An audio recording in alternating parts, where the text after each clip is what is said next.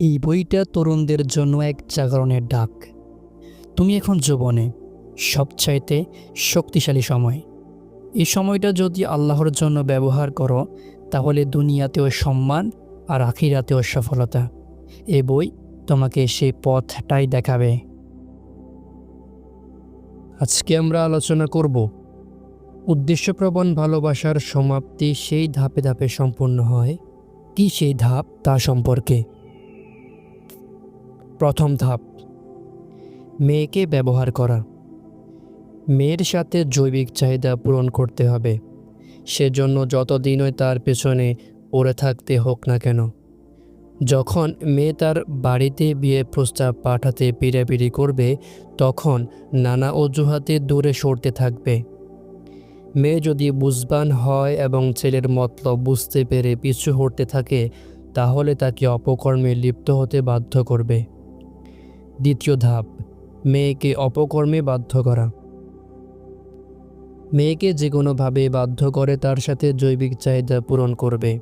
কখনো বলবে, গুলি করে নিজের মাথার খুলি উড়িয়ে দেব, আমি গলায় দড়ি দেব, চাঁদ থেকে লাফ দেব, সুইসাইড করব আর মরার আগে কাগজে তোমার নাম লিখে যাব, আমার মৃত্যুর জন্য তুমি দায়ী থাকবে।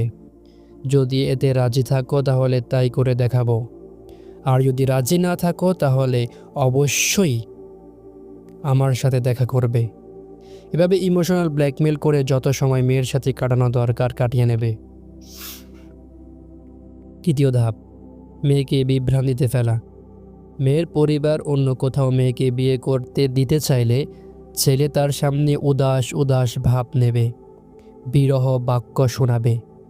আমি তোমাকে ছাড়া বাঁচব না, আমার লাশের উপর পা রেখে তোমাকে বিয়ের পিড়িতে বসতেই হবে, তুমি আমার জীবনের সুখ কেড়ে নিয়েছ, তোমার কারণে আমার পড়াশোনা নষ্ট হয়ে গেছে, আমি পরীক্ষায় ফেল করলে তার জন্য তুমি দায়ী থাকবে, তোমার কারণে আজ আমার ভবিষ্যৎ অন্ধকার হয়ে গেছে, তুমি যদি আমাকে বিয়ে না করো, তোমার বিয়ের দিনই হবে আমার জীবনের শেষ দিন, তোমার বিয়ের আসরে এসে আমি আত্মহত্যা করব, তুমি যদি আমার না হও তাহলে তোমাকে আমি কারো হতে দেব না, তোমার স্বামীকে সব কিছু বলে দেব, তোমার লিখিত চিঠি, আমার সাথে তোলা ছবি সব তোমার স্বামীকে দেখাবো, তোমাকে অন্য কারো সংসারে হতে দেব না, যেভাবেই হোক তার থেকে তোমার বিচ্ছেদ ঘটিয়ে ছাড়ব।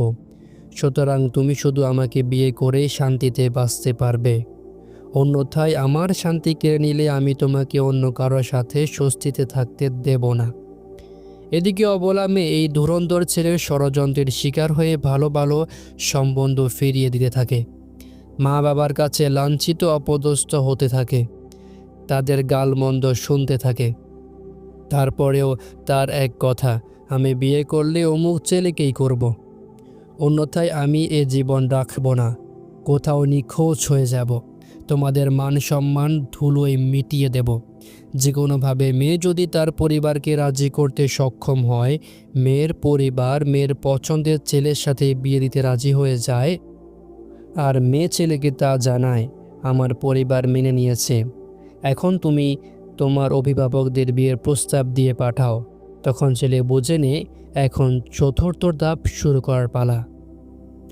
চতুর্থ ধাপ, মেয়েকে বর্জন করা। ছেলে যখন দেখে মেয়ে সকল সম্বন্ধ ফিরিয়ে দিয়ে কেবল তার অপেক্ষায় আছে, তখন সে মেয়ের সাথে শারীরিক সম্পর্কের ধারা অব্যাহত রাখে, কিন্তু মেয়ের বাড়িতে বিয়ের প্রস্তাব দিয়ে তার অভিভাবক পাঠানোর ক্ষেত্রে টালবাহানা করতে থাকে।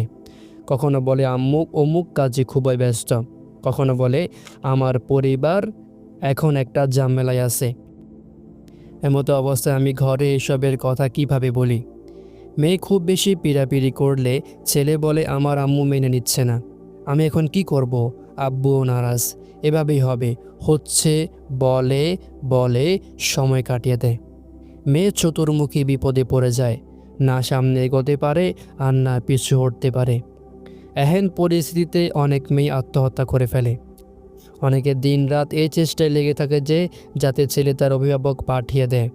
কেউ আবার তাবিজ কবজের পেছনে ঘুরে সময় নষ্ট করে, কেউ কেউ নিজের ভুল স্বীকার না করে নামাজ ইবাদত ছেড়ে দেয়, বলতে থাকে নামাজ পড়ে কি হবে, আল্লাহ তো আমার দোয়া কবুল করে না, অথচ ভুল তো করেছে সে নিজেই।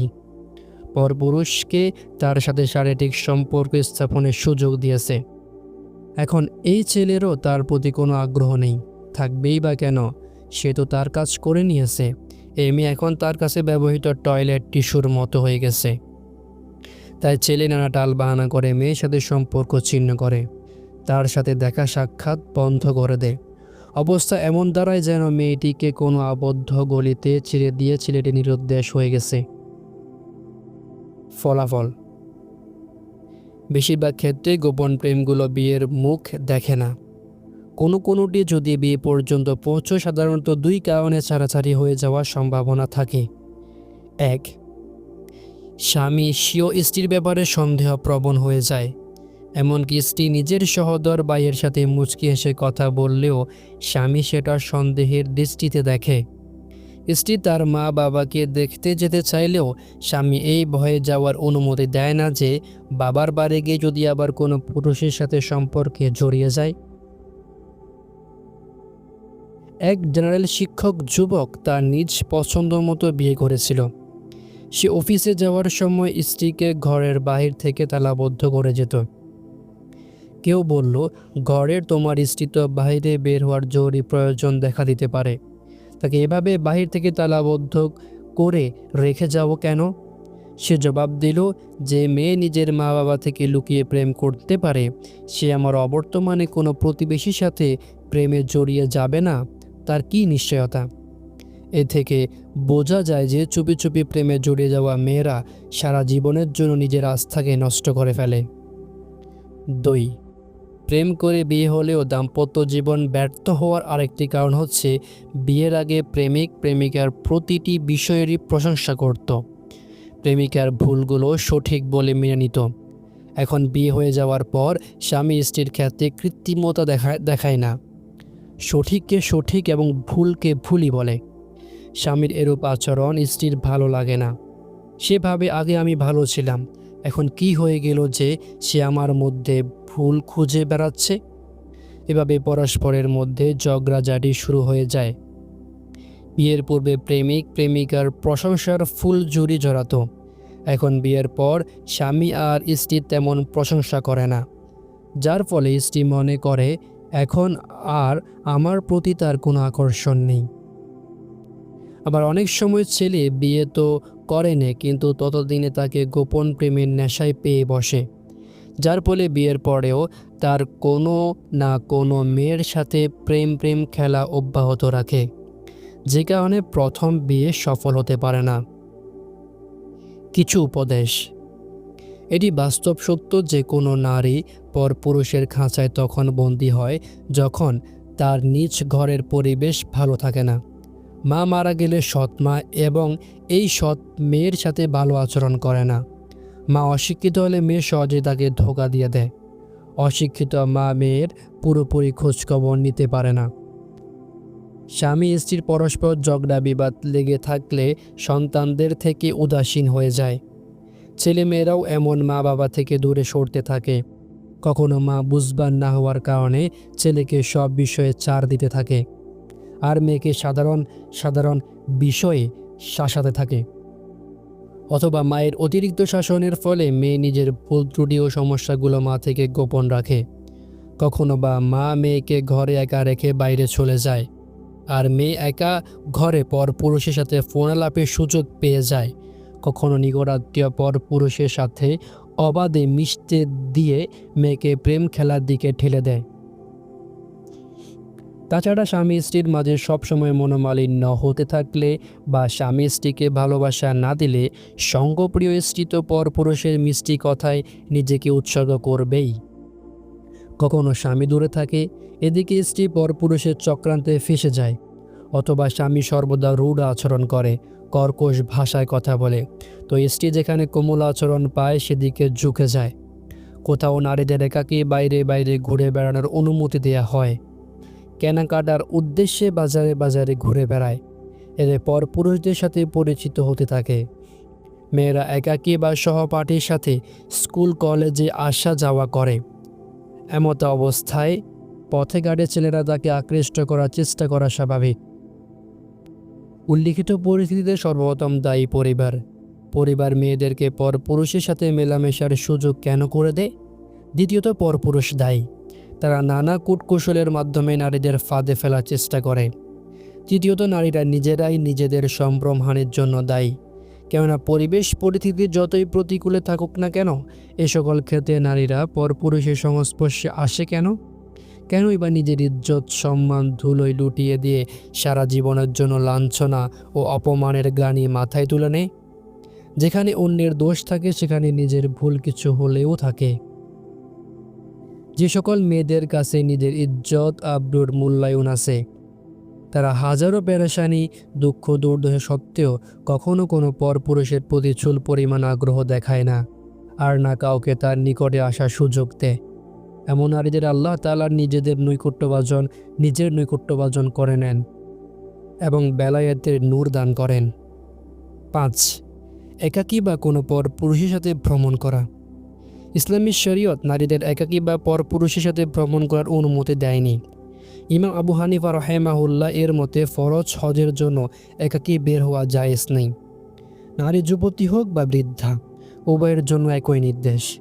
ইমাম হাম্মাদ রাহিমাহুল্লাহ এর মতে সৎ ও নেককার পরপুরুষদের সাথে নারীদের সফর করতে কোনো বাধা নেই। ইমাম মালিক রাহিমাহুল্লাহ এর অভিমত অনুরূপ। ইমাম শাফেঈ রাহিমাহুল্লাহর মতে পরহেজগার নারীর সাথে সফর করতে পারবে। ইমাম মালিক রাহিমাহুল্লাহ এবং ইমাম শাফেঈ রাহিমাহুল্লাহর আরেকটি অভিমত হল, যদি নারী নিজেকে নিরাপদ মনে করে তাহলে একা ভ্রমণ করতে পারবে। কিন্তু হানাফি ফুকাহে কেরামগণের মতে কোনো নারী যদি পরপুরুষের সাথে হজ আদায় করে তাহলে সর্বসম্মতিক্রমে তার হজ আদায় হয়ে যাবে, কিন্তু পরপুরুষের সাথে সফর করার কারণে তার গুনাহ হবে। বিবাহ অবৈধ এমন পুরুষের সাথে তখন সফর করা যাবে যখন কাম বাসনার জায়গার আশঙ্কা থাকবে না। যদি সফরের দূরত্ব 1 দিন থেকে কম হয় তাহলে বিবাহ অবৈধ এমন পুরুষ ছাড়া নারীদের একাকী সফরে বের হওয়া জায়েজ আছে। হাদিস শরীফে বর্ণিত আছে, আল্লাহ এবং কিয়ামতের দিবসে বিশ্বাস রাখে এমন নারীর জন্য 1 দিন 1 রাতের দূরত্বে মাহরাম পুরুষ ছাড়া ভ্রমণ করা বৈধ নয়। মাহরাম এমন পুরুষ বলা হয় যার সাথে কখনো কোনো অবস্থায় বিবাহ বন্ধনে আবদ্ধ হওয়া বৈধ নয়, যেমন পিতা, পুত্র, ভাই ইত্যাদি। বিষয়টি এভাবেও বোঝা যেতে পারে যে কোনো নারী যখন একাকী সফরে বেরিয়ে যায় তখন তার জান, মাল, সম্মান 3টি ঝুঁকিতে থাকে। আল্লাহ না করুক, হঠাৎ যদি এই নারী কোনো কারণে অজ্ঞান হয়ে যায় তাহলে হয়তো তার জীবন ঝুঁকিতে পড়ে যাবে, না হয় পরপুরুষ তার সাহায্যে এগিয়ে আসবে। এমত অবস্থায় তার সম্ভ্রমহানির আশঙ্কা রয়েছে। নারীর বুদ্ধি কম হয়, বাইরের জগৎ সম্পর্কে তাদের অত জানাশোনা থাকে না, তাই পরপুরুষ তাকে ভুলিয়ে ভালিয়ে ধোঁকা দিয়ে ইজ্জত লুটে নিতে পারে অথবা সম্পদ কেড়ে নিয়ে তাকে হত্যাও করে ফেলতে পারে। নারীরা শারীরিক দিক থেকেও পুরুষের তুলনায় দুর্বল হয়, এজন্য কোনো পুরুষ জোরপূর্বক তাকে ধর্ষণ করারও প্রবল আশঙ্কা থাকে, অথবা তাকে জোর করে তুলে নিয়ে যেতে পারে। কিন্তু মাহরাম পুরুষ থাকলে তাকে জান, মাল, সম্মান সব কিছুই নিরাপদ থাকে। হাদিস শরীফে বর্ণিত হয়েছে, কোনো নারী মাহরাম পুরুষ ছাড়া সফরে বের হবে না। তখন এক ব্যক্তি দাঁড়িয়ে বলল, হে আল্লাহ রাসূল, আমি অমুক অমুক যুদ্ধে যাওয়ার ইচ্ছা করেছি আর আমার স্ত্রী হজের উদ্দেশ্যে রওনা হয়েছে। নবী করিম সাল্লাল্লাহু আলাইহি সাল্লাম বললেন, যাও তোমার স্ত্রীর সাথে গিয়ে হজ পালন করো। এ থেকে বোঝা যায় যে পুরুষ জিহাদে যাওয়ার চেয়ে হজে ভ্রমণরত তার স্ত্রীর সাথে হজ যাওয়া বেশি উত্তম, যাতে তার স্ত্রী নিরাপদ থাকে। হাইসাম ইবনু আদি ঘটনা লিখেছেন, এক রূপসী নারী হজের উদ্দেশ্যে মক্কা মুকাররমা এলো। ওমর ইবনু রাবিয়া তাকে দেখে তার প্রতি আকৃষ্ট হয়ে গেল। ওমর ইবনু রাবিয়া ওই নারীর সাথে কথা বলতে চাইল, কিন্তু মহিলা তার কথা না শোনার ভান করে বিদায় নিল এবং কোনো জবাব দিল না। দ্বিতীয় দিন মহিলা পুনরায় ওমর ইবনু রাবিয়ার সামনে পড়লে সে আবারও তার পিছু নিল। মহিলা বলল, এখান থেকে সরে যাও, তুমি হারাম শরীফে এবং হারাম দিবসে রয়েছ। এই কথা ওমর ইবনু রাবিয়ার উপর কোনো প্রভাব ফেলল না, বরং সে পীড়াপিড়ি করতেই থাকল। মহিলা সৎ ও পবিত্র ছিল। সে বুঝতে পারলো এই লোক আমার পিছু ছাড়বে না, তার চিকিৎসা করতে হবে। এজন্য তৃতীয় দিন বের হওয়ার সময় সে তার ভাইকে বলল, আমার সাথে চলো, আমাকে হজের বিধিবিধান ভালোভাবে বুঝিয়ে দেবে। ওই দিনও উমর ইবনু রাবিয়া মহিলার অপেক্ষায় ছিল, কিন্তু যখন সে তার ভাইকে তার সাথে দেখল, সেখান থেকে কেটে পড়ল। এই অবস্থা দেখে মহিলা আবৃত্তি করল, পাক তাকেই হামলা করে যার সাথে কুকুর না রয়, সে নিজেও তার চেয়ে হিংস্র শিকারীকে করে ভয়। খলিফা মনসুরকে ঘটনা শোনানো হলো যে তিনি বলেন, আমার মন চায় এই ঘটনা কুরাইশের সকল নারীকে শোনানো হোক, কোনো নারীরই যেন এই ঘটনা অজানা না থাকে। আরবিতে প্রবাদ আছে, নারীর নিরাপত্তা তার ঘরে, না হয় তার স্বামীর ছায়ায়, আর না হয় কবরে। কোনো প্রয়োজনে পুরুষকে ঘর ছেড়ে দূরে থাকতে হলে তার জন্য আবশ্যক হলো বিবি বাচ্চাদের নিরাপত্তার ব্যবস্থা করা। তাছাড়া সফরে বের হওয়ার সময় এ দোয়া পড়বে, হে আল্লাহ, আপনি সফরে আমার অভিভাবক, পরিবার পরিজনদের রক্ষক। হে আল্লাহ, আমি আপনার কাছে সফরের কষ্ট, মন্দ দৃশ্য এবং সম্পদ ও পরিবারের কোনো অনিষ্ট দেখা থেকে আশ্রয় প্রার্থনা করছি। ভ্রমণে বের হওয়া ব্যক্তিকেও এই নির্দেশনা দেওয়া হয়েছে যে সে তার প্রয়োজন পূরণ হতে দ্রুত ঘরে ফিরে আসবে। নবী করিম সাল্লাল্লাহু আলাইহি ওয়াসাল্লাম ইরশাদ করেন, সফর আযাবের অংশবিশেষ, তা তোমাদেরকে যথাসময়ে পানাহার ও নিদ্রায় ব্যাঘাত ঘটায়। কাজে নিজের প্রয়োজন মিটে গেলে সফরকারী যেন দ্রুত পরিবার ও পরিজনের নিকট ফিরে যায়। যারা দিনের কাজে ও দাওয়াত ও তাবলীগের মেহনতে পরিবার থেকে দূরে থাকে, ইসলাম তাদের স্ত্রীদের সম্মান ও সম্ভ্রমের প্রতি সাধারণ মুসলমানের স্ত্রীদের চেয়ে বেশি গুরুত্ব দিয়েছেন। নবী করিম সাল্লাল্লাহু আলাইহি ওয়াসাল্লাম ইরশাদ করেন, ঘরে থাকা মুসলমানদের জন্য আল্লাহ রাস্তার মুজাহিদগণের নারীগণের মর্যাদা তাদের মায়েদের সম্ভ্রমের মতো। মুজাহিদদের প্রতিনিধি হিসেবে ঘরে রয়ে যাওয়া কোনো পুরুষ যদি তার সাথে খেয়ানত করে, তাহলে কিয়ামতের দিন তাকে দাঁড় করিয়ে দেওয়া হবে। আর মুজাহিদ তার নেকামল থেকে নিজের ইচ্ছা মতো মন ভরা পর্যন্ত যত খুশি নিতেই থাকবে। সহিহ মুসলিম। ইসলামী শরীয়ত এই সকল শিক্ষার আলোকে স্পষ্ট করে দিয়েছেন যে প্রথমত নারীরা ঘরের বাইরে একাকী বেরোই হবে না। যদি সফরে যেতে হয় তাহলে মাহারাম পুরুষের সাথে থাকবে। তেমনইভাবে পুরুষরাও নারীদের ঘরে একা রেখে যাবে না। তবু বিশেষ প্রয়োজনে যদি যেতেই হয় তাহলে তাদেরকে আল্লাহর হেফাজতে রেখে যাবে এবং প্রয়োজন পূরণ হতেই দ্রুত ঘরে ফিরে আসবে। যদি দিনই প্রয়োজনে আল্লাহর রাস্তায় বেরিয়ে যেতে হয় এবং বাড়িতে পরিবার পরিজনদের একা রেখে যায়, তাহলে হাদিস শরীফের ভাষ্যমতে অন্যদের জন্য তার স্ত্রীর সাথে ব্যভিচার করা নিজের মায়ের সাথে ব্যভিচার করার ন্যায়। আর এই কথা স্পষ্ট যে কারো মাঝে যদি অনুপরিমাণ লজ্জাও থাকে, তাহলে সে নিজের পরিমাণ মায়ের সাথে কখনো ব্যভিচারে লিপ্ত হতে পারে না।